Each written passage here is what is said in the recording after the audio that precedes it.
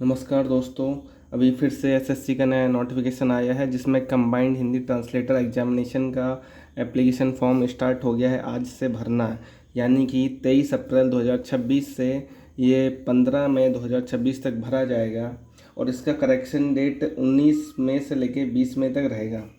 और इसमें exam date जो है वो अगस्त से सितंबर के बीच में बताई जा रही है। एग्जैक्ट डेट नहीं है, बट महीने बताए गए हैं कि अगस्त से सितंबर के बीच में हो सकता है। और टोटल वैकेंसी 84 है।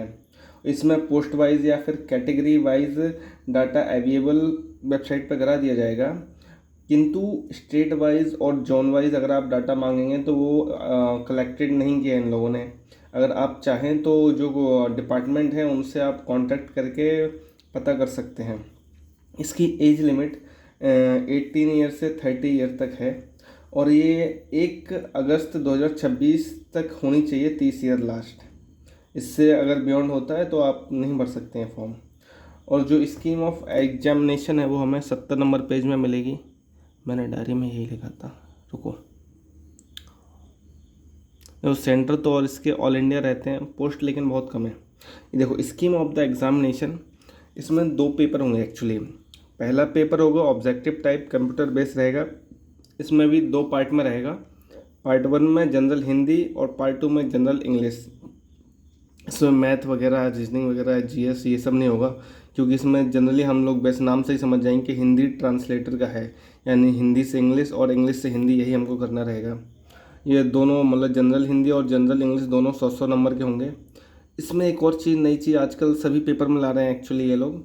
इसमें भी सीपीयू में भी लाए थे, ये सेक्शनल टाइमर दे रहे हैं। जनरल हिंदी में जैसे आप देख सकते हैं 2 आवर्स हैं with sectional timer of 1 hour for each part.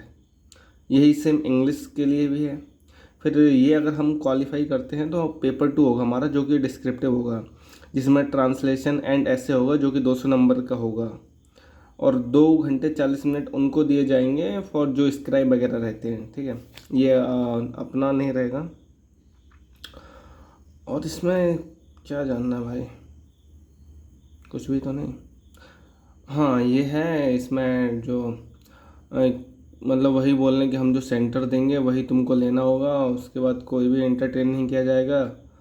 और इसमें अगर आप कोई ऑब्जेक्शन रेज करते हैं, आंसर की आती है ना, उसमें ऑब्जेक्शन रेज करते हैं तो 50 रुपीज़ पर क्वेश्चन कर दिया गया है, जो कि पिछले साल से किया है। उससे पहले 100 रुपीज़ लगता था।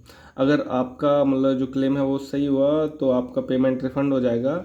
और अगर आपने मतलब गलत ऑब्जेक्शन रेज किया है तो आपका पेमेंट नहीं वापस होगा। हम देखते हैं और उसमें क्या क्या देख सकते हैं हम लोग। वैसे कुछ खास तो बचा नहीं। डॉक्यूमेंट वेरिफिकेशन, ये तो पहले पेपर निकाल लो फिर उसके बाद में देख लेंगे। हाँ, पोस्ट प्रेफरेंस है कुछ, ये नया FRT रूल आया है, आपने अभी पढ़ा होगा, कुछ दिन पहले ही मैंने बताया था एक वीडियो में भी। वो तो बाद की बात है, देखो पहले पेपर निकालो, बाद में इन सब चीज़ों में ध्यान देना। या रिजोल्यूशन ऑफ मतलब केस टाइज हो जाता है उसमें, ठीक है। इतना वीडियो काफ़ी है।